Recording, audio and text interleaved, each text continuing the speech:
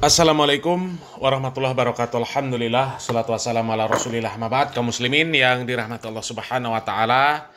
Ex-pimpinan KPK Bambang Wijoyanto ya, di dalam podcastnya membahas tentang permasalahan dipanggilnya Ustadz Khalid Basalamah oleh KPK ya. Di dalam podcast tersebut beliau membantah statement-statement yang menyatakan bahwa dipanggilnya Ustadz Khalid Basalamah oleh KPK itu adalah sebagai saksi ahli. Karena belum ada penetapan tersangka pelaku korupsi kuota haji di Kementerian Agama. Ya. Sehingga beliau menyatakan ya dipanggilnya Ustadz Khalid Basalamah itu bukan sebagai saksi ahli, ya, tapi sebagai pemilik Biro Travel Haji dan Umroh, ya, Haji Furoda. Yang dikonfrontir Ustadz Khalid Basalamah ini beli kuota dari siapa dan transfernya ke siapa ya. Jadi bukan sebagai saksi ahli karena belum ada penetapan tersangkanya ya. Dan kami rasa Pak Bambang Wijoyanto ini ya orang yang memiliki kredibilitas ya ketika berbicara permasalahan ini ya, mengingat beliau ini mantan Ketua Komisi Pemberantasan Korupsi ya. Dan coba kaum muslimin ya, kita langsung saja simak video bagaimana pembahasan beliau tentang dipanggilnya Ustadz Dr. Khalid Basalamah oleh Komisi Pemberantasan Korupsi. Kita ngobrol dugaan korupsi kuota haji. Oke. Yang menyeret-nyeret nama Ustadz Khalid Basalamah. Itu mesti diklarifikasi semua tuh. Kemarin kan sempat ramai karena judul pemberitaan itu banyak yang clickbait, Pak. Di situ kan judulnya kurang lebih Ustadz Khalid diperiksa dalam perkara dugaan korupsi haji, kuota haji. Itu clickbait karena judulnya provokatif. Judul sih ya kan lu orang-orang kayak lu ini kan yang judul provokatif. Jangan disebut, Pak. Enak aja lu narasumber disalah-salahin. Enggak, Pak. Kan sampai ada dua kubu saling serang. Oh gitu. Kubunya yang menimbulkan pro kontra. Ada pro kontra yaitu mungkin ya itu jamaahnya Ustadz Khalid, dia berkomentar, oh Ustadz Khalid itu sebagai ahli, dipanggil sebagai ahli. Terus mereka sampai nyeret Ustadz Khalid diperiksa, kenapa enggak si Cak Yakut gitu Pak. Perlu diluruskan. Diluruskan lah, itu kan masyarakat umum kan enggak paham itu proses untuk dugaan korupsi ini. Soalnya Ustadz Khalid dipanggil Pak, karena kan ya kaget juga Pak. Sedangkan ketika kita baca berita ternyata Ustadz Khalid bukan sebagai ahli, karena Ustadz Khalid sebagai pemilik travel, yaitu Uhud Tour. Uhud Tour. Dia punya Biro Umroh dan Haji Furoda kalau nggak salah. Ya, yang dikonfrontir mungkin di KPK kan dia beli kuota ini ke siapa dan transfernya ke siapa kan gitu Pak. Ups. Nah, itu bisa dielaborasi Pak, karena Pak BW kan dulu pimpinan KPK.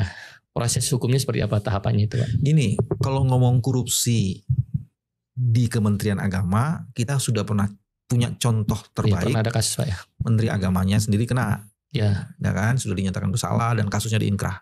Jadi artinya di Kementerian Agama ada korupsi, gitu kan? Itu jadi Menteri Agamanya siapa Pak? Menteri Agamanya pada saat itu Surya Dharma Ali. Oh ya, P3 jadi, Pak. Jadi dalam pandangan saya kasus itu cukup ada di benak masyarakat. Jadi masyarakat nggak bisa melupakan. Jadi masih terus-menerus diingatkan dengan kasus korupsi itu.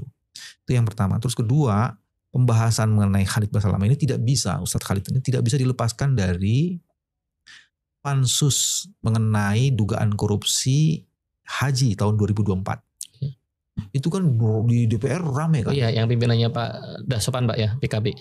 Ya, pansus itu luar biasa. Tapi kalau mau disimpelin, pansus itu berhasil mengkonfirmasi dan mengklarifikasi ada kebijakan yang salah dari Kementerian Agama. Betul.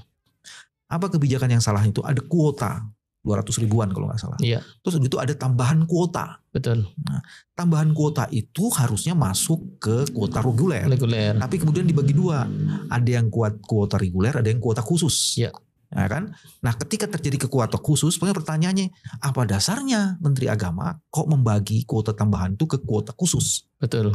Dan ketika terjadi kuota khusus, maka sebagian kuota itu masuk pada kuota yang ditujukan untuk Furoda. Iya, Haji Furoda. Nah, untuk Haji Furoda.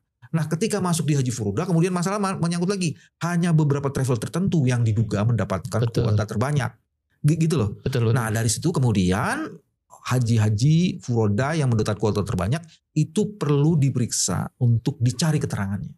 Betul. Nah ini bagiannya ini. Jadi kita nggak bisa ngelepasin nih kasus yang tiba-tiba menyeruak ke atas itu mengenai Ustadz Khalid Basalamah itu dengan seolah-olah itu terlepas. Enggak, ini berkaitan dengan pansus itu. Dugaannya Menteri Agama pada saat itu Cak Yakut itu diduga atau Gus Yakut diduga orang yang terlibat. Ya. Nah, gitu loh. Sempat dipanggil oleh pansus kan nggak datang. Ya, sempat dipanggil. Pokoknya ada dramanya berseri-seri itu pada saat itu ya. Tapi kalau nggak salah simpulan pansus seperti itu. Ya. Berhasil membuktikan ada kebijakan yang bermasalah karena memberikan konsesi yang tidak pada tempatnya, yaitu Betul. menimbulkan sinyalemen macam-macam. Nah itu yang jadi. Nah bagaimana dengan Ustadz Yakut lagi, Ustadz Khalid Basalamah dalam kaitannya dengan itu? Yang pertama gini. Kasus ini tidak disentuh oleh penegak hukum lain, oleh lembaga. Kasus ini kemudian hasil pansus ini disentuh oleh KPK. Jadi KPK lah yang sekarang melakukan pemeriksaan dan pemeriksaannya masih dalam tahap penyelidikan. Ya, belum naik penyidikan. Ya, belum naik ke penyidikan. Nah, dalam kasus penyelidikan ini maka semua orang yang diduga mempunyai informasi penting untuk membuat terang kasus ini dipanggil. Nah itu sebabnya feeling ini saya penyelidikan awal ini kan untuk mengumpulkan data. Dalam pengumpulan data itu maka penting untuk melihat bagaimana penentuan kuota dan kenapa travel tertentu mendapatkan jatah kuota yang lebih besar. Dan bayarnya ke siapa Pak ya? Iya semuanya di situ bukan hanya bayar ke siapa, jumlah kuotanya besar, kenapa dia dapat kuota yang besar. Oh, kan begitu. Ke frontier Pak ya? Iya, kenapa besar? Apakah dapat yang besar ini karena memang jalan yang halal atau bagaimana gitu kan? Iya. Artinya memang ya itu memang biro ini sangat perform kinerjanya sehingga memang pantas mendapatkan itu atau pakai jalan-jalan tikus lainnya. Iya. Jadi memang perlu diklarifikasi. Jadi klarifikasi itu dimaksudkan untuk mengumpulkan keterangan-keterangan untuk membuat jelas perkara ini. Nah, itu yang paling penting. Jadi itu sebabnya dugaan saya KPK mengundang orang-orang tertentu, memanggil atau meminta orang-orang tertentu itu berkaitan dengan pemberian atau peralihan kuota yang sebagiannya dinilai tidak transparan. Sehingga menimbulkan kecurigaan dan macam-macam. Nah dalam konteks itulah kita meletakkan Ustadz Khalid Basalamah. Tapi kota kasa pemeriksaan itu benar Pak ya? Karena dia tanya jinawab. Iya, di dalam pemeriksaan itu kan prosesnya tahapannya penyelidikan. Nah, jadi dalam penyelidikan nggak benar tuh kalau ada yang disebut bahwa Ustadz itu sebagai ahli itu nggak benar. Itu juga mesti diluruskan. Nggak benar kalau ahli itu nggak. Ustadz itu bukan ahli. Ustadz itu diperiksa karena memahami peristiwa. Karena terlibat di dalam peristiwa dan fakta yang berkaitan dengan kuota haji. Ini belum tuduhan korupsinya nih. Ya kan? Nah, itu yang mesti diklarifikasi. Ustadz Khalid salah satu punya travel dan kemudian melakukan membimbing jemaah haji. Itu yang mesti diperiksa. Misalnya diperiksa, dapatnya banyak, misalnya kuota saya nggak tahu dapatnya banyak, terus bagaimana cara dapatnya? Apakah cara dapatnya itu sesuai dengan aturan atau tidak? Nah, itu yang mesti diklarifikasi dan konfirmasi. Ya, jadi bukan sebagai ahli tapi orang yang mengetahui peristiwa, orang yang punya fakta dan informasi. Jadi itu yang mesti dilurusin. Terus yang kedua dalam penyelidikan itu yang memang diperiksa itu adalah orang-orang yang mengetahui, orang-orang yang memberikan informasi, orang-orang yang didapat yang nanti bisa jadi saksi. Oh iya. Tidak mungkin itu calon tersangkanya diperiksa lebih dulu. Oh sih benar. Kenapa? Karena dalam sistem hukum tersangka itu punya hak ingkar. Oh tidak mengakui itu Pak? Iya dia boleh tidak mengakui, tapi kalau berdasarkan pemeriksaan saksi-saksi itu mampu menjelaskan dan bisa disimpulkan ada kejahatan dan cukup lengkap bukti-buktinya, maka tersangka yang punya hak ingkar itu udah tidak bisa menolak lagi. Karena yang akan dibuktikan nanti adalah pembuktian melalui alat bukti berupa saksi, keterangan ahli, bukti-bukti, dokumen, petunjuk dan lain-lain kayak gitu. Itu yang mesti dijelasin tuh. Nah itu sebabnya Ustadz Khalid dipanggil dugaan saya karena itu. Dia penyelenggara haji, travelnya cukup dikenal. Walaupun kemudian kalau ngelihat furodanya biayanya sih sebenarnya nggak begitu mahal ketimbang yang sekarang ini. Sekarang itu kan sampai ratusan juta. Yang termahal tuh kalau nggak salah dalam catatan saya cuma $5.000 pada saat Ustadz Basalamah itu. Jadi sekitar 80-an jutaan. Sekarang kan ada yang sampai 900 juta bos. Betul. Nah ini yang mesti dijelaskan. Jadi tidak mungkin mengundang Gus Yakut lebih dulu sebelum alat-alat buktinya cukup lengkap. Dan salah satu bagian dari skenario untuk mengumpulkan alat bukti itu adalah keterangan saksi. Dan Ustadz Khalid Basalamah dijadikan bagian dari alat bukti untuk didengar keterangan saksinya. Nah ini baru jelas Pak, karena masyarakat umum kan Pak ya. Ya karena udah panas. Karena lu juga sih kadang-kadang kan ya, bikin bad clit itu kan. Namanya juga media Pak. Jangan pura-pura deh. Nah, itu yang bikin pro kontra. Ya itu kan biar ada dicatat lo malaikat. Tapi kan netnya bener Pak, korupsi Pak. Tapi kosakata pemeriksaan kan memang benar. Beliau diperiksa dalam dugaan kuota haji, bukan beliau yang korupsi. Cuma kan dia memberikan. Dan itu kuota haji di 2024. Dan balik lagi tadi karena memang ada kebijakan yang dipersoalkan. Betul, dan ada pansus juga kan. Ya, dan ada pansus, dan salah satu hasil pansusnya itu. Salah satu hasil pansus itu memanggil Menteri Agama waktu itu. Ternyata Menteri Agamanya ditugasin sama Jokowi ke luar negeri. Sampai dia lengser belum pulang kan gitu. Kalau menurut saya gini aja sih sebenarnya. Nanti yang mungkin perlu ke depan yang pertama cek data travel. Ya. Mana travel yang sering dapat kuota khusus secara konsisten. Yang disebut kuota khusus itu jumlahnya besar. Betul. Padahal performanya mungkin tidak baik atau kurang wow gitu ya. Betul. Nah itu pertama dicek itu supaya kemudian clear, dan dugaan saya itu artinya bukan hanya Ustadz Khalid Basalamah ya kan. Ada yang lain mau ya kan? ada yang dipanggil itu Pak. The Big Ten travel terbesar. Nah itu dilihat itu bagian pertama itu. Terus kedua, cek bagaimana cara menempatkan kuota itu. Betul. Karena namanya Haji Furoda itu kan visanya sangat khusus, tergantung raja tuh. Betul. Kok bisa segera sampai begitu tuh gimana tuh. Nah khusus 2024 kok bisa ada reguler visa ya yang sebenarnya untuk reguler tapi kemudian dimasukkan sebagai visa khusus. Jadi untuk haji khusus, bukan visa khusus untuk haji khusus.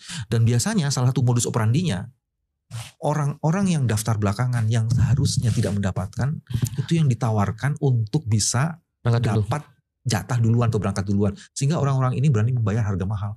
Itu salah satu modus operandinya tuh itu. Dan saya nggak tahu apakah KPK juga memeriksa, yang melihat kemungkinan itu dan mencari keterangan dari Ustadz Basalamah mengenai isu itu. Ya, berarti kan bisa dilihat Pak ya, kalau Anda katakan ini tahun 2024, anggaplah ada 5 travel sekarang yang dapat 2025. Itu kejadiannya 2024 ya.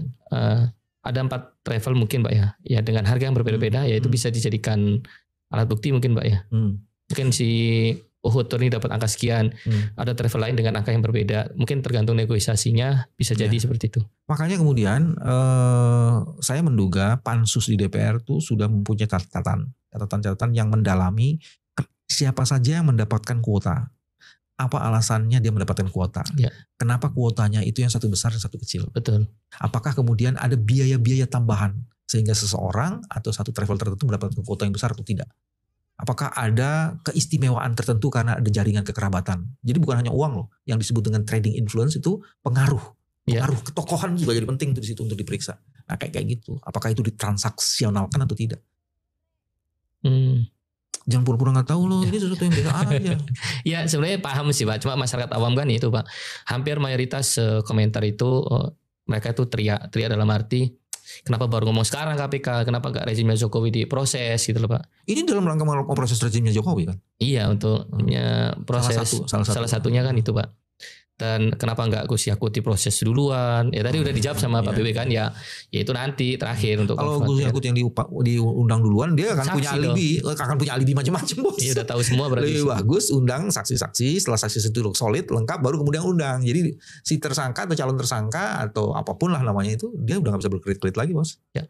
Tadi Pak BB di awalan juga bilang ini pernah ditangani oleh KPK yaitu korupsi haji yang menjerat Kemenak ya Pak Surya Darmali. Bukan korupsi haji itu sebenarnya, ada hajinya juga, tapi itu dulu ada ya betul ada haji. Ada haji Pak.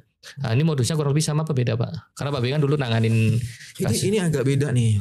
Kalau kuota haji yang dulu itu pada pelaksanaannya. Oh lapangannya Pak. Pelaksanaannya. Misalnya saja dia akomodasinya biayanya X, tapi yang kemudian dimintakan Y. Kayak gitu. Terus udah gitu ada begitu banyak orang masuk di dalam rombongan pemerintahan. Seolah-olah itu menjadi bagian dari pemerintah, padahal dia nggak kerja apa-apa. Bagian BPKH ya. Yang kayak gitu tuh. Ada yang model-model. Jadi orang mendapatkan fasilitas tertentu, padahal nggak dapat pekerjaan. Padahal banyak orang lain yang seharusnya ikut karena harus support proses penyelenggaraan haji itu. Tapi jangan salah, walaupun tahun 2025 belum ada informasi soal korupsi, penyelenggaraan haji 2025 tuh termasuk yang terjelek. Ya, karena ada yang kemarin jalan kaki, ada yang meninggal tuh ya. Ya. Itu juga mesti dikemukakan tuh. Ya, sebenarnya itu Pak ada lagi kenapa baru sekarang KPK yang proses, terus yang kedua kok KPK bikin gebrakannya itu sekalian, kan selama ini kan Pak Prabowo kan jarang pakai KPK Pak.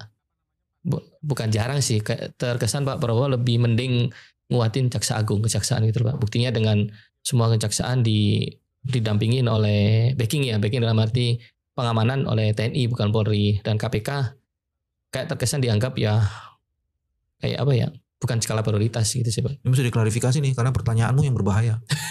Bukan jawabannya yang berbahaya, pertanyaannya yang berbahaya nih. Yang pertama yang sudah diklarifikasi, apa betul Pak Prabowo kayak ini analisa kita orang awam Pak. Oh, bukan analisa nih, kamu udah bikin pernyataan yang ini nih kayaknya ini provokatif nih. Enggak, itu kan kejaksaan dikawal kan Pak. Kemarin sempat waktu pemeriksaan siapa yang nemuin uang triliunan kan, itu yang awal. Kamu salah TNI. sih. Mana yang lebih bagus, dikawal rakyat atau dikawal organ-organ tertentu? Dikawal rakyat bos. Makanya harus berpihak pada kepentingan kemaslahatan publik. Tapi yang tadi saya bilang, pertanyaan saya itu apa benar Pak Prabowo berpihak kepada Kejaksaan Agung atau kepada KPK, atau berpihak lebih ke Kejaksaan Agung dan tidak pada KPK? Menurut saya sih enggak. Emang perintah-perintah ini datang dari Pak Prabowo? Enggak lah, penyidik kan punya independensi. Oh iya, kalau itu untuk pengamanannya kan permintaan dari kejaksaan ke permintaan. Itu kan mesti dicek permintaan itu pasti punya alasan. Cuman yang saya mau bilang begini.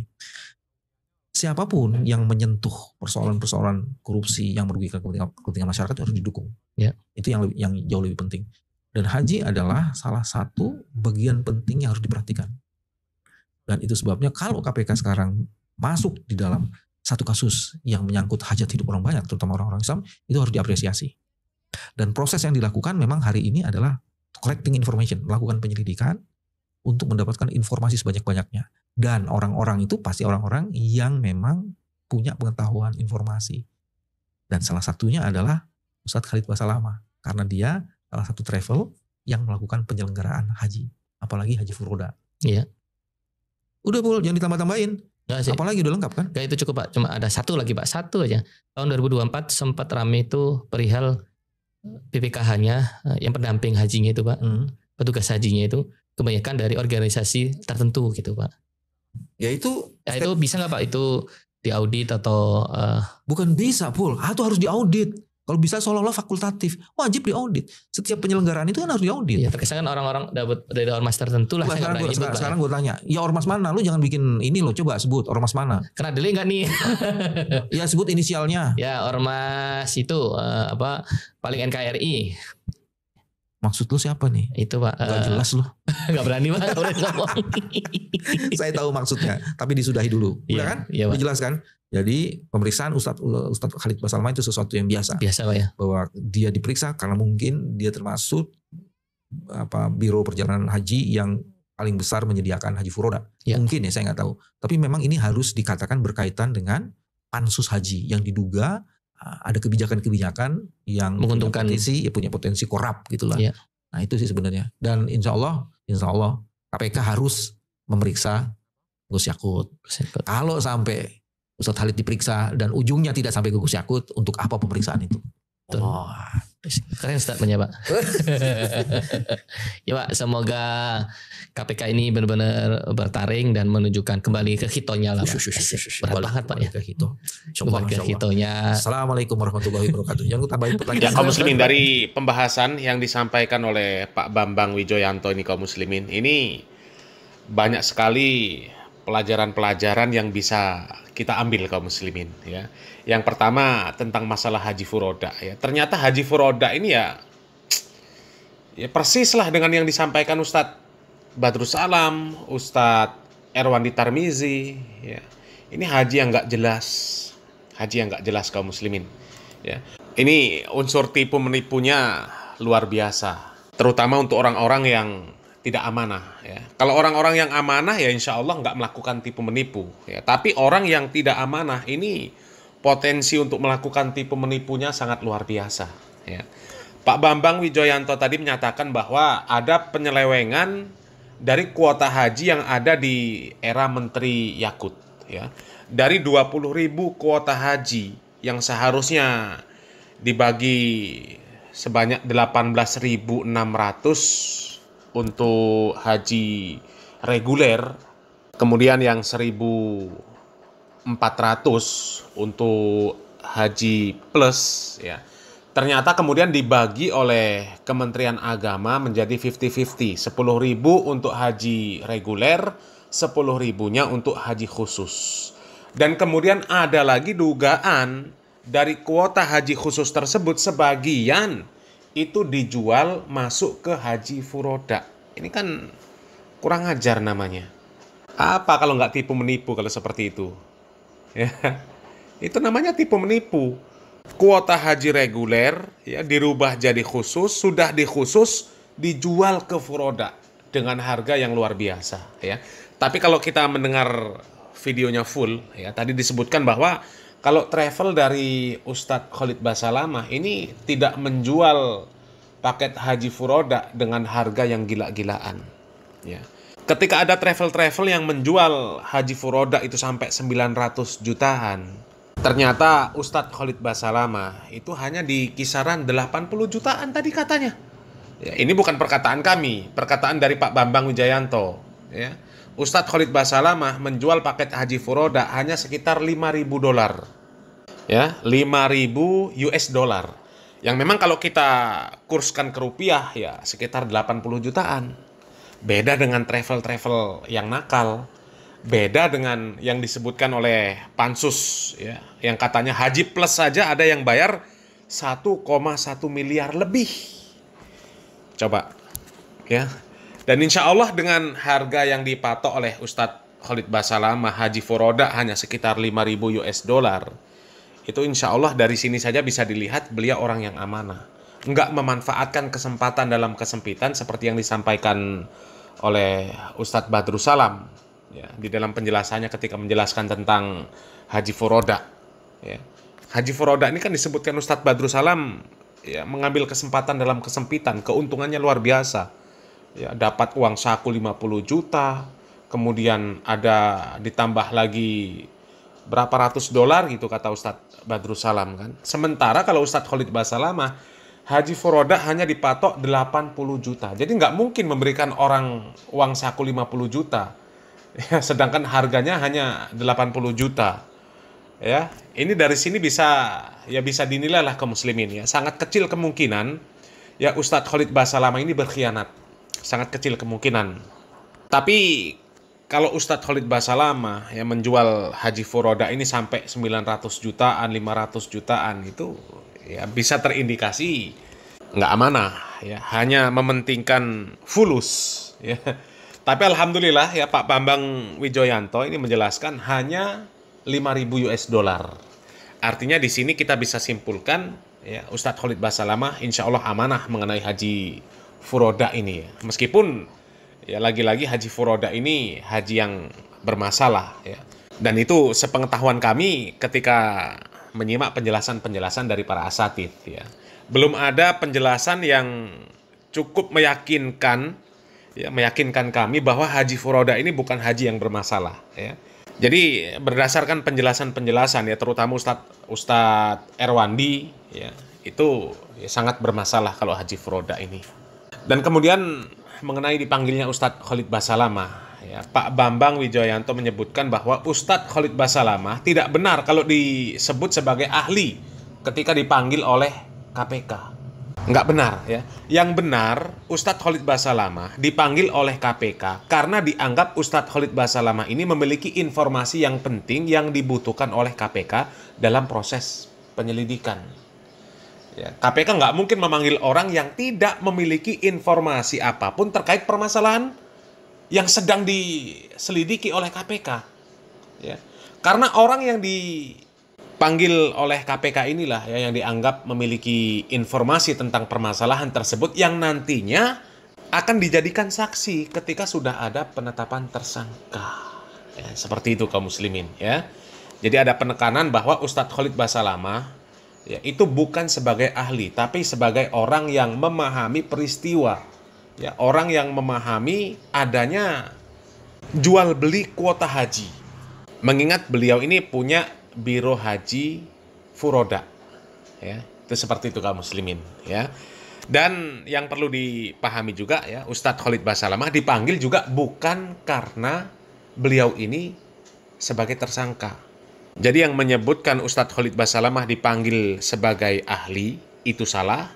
Yang menyebutkan Ustadz Khalid Basalamah dipanggil karena tersangka juga salah. Ya. Karena kalau tersangka tidak mungkin dipanggil lebih dahulu. Nah, seperti itu kaum muslimin ya.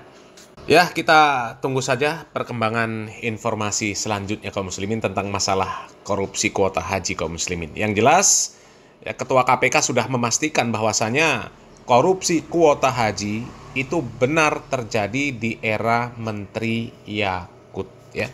Mudah-mudahan segera terungkap ya. Mudah-mudahan segala bentuk kezoliman yang dilakukan oleh Menteri Agama terhadap kaum muslimin ya, mudah-mudahan diberikan balasan yang setimpal oleh Allah Subhanahu wa taala ya, supaya orang-orang juga banyak yang sadar bahwa yang selama ini berkoar-koar, berteriak-teriak sok paling NKRI, ternyata justru orang-orang seperti itulah ya yang ternyata paling berkhianat terhadap NKRI ya.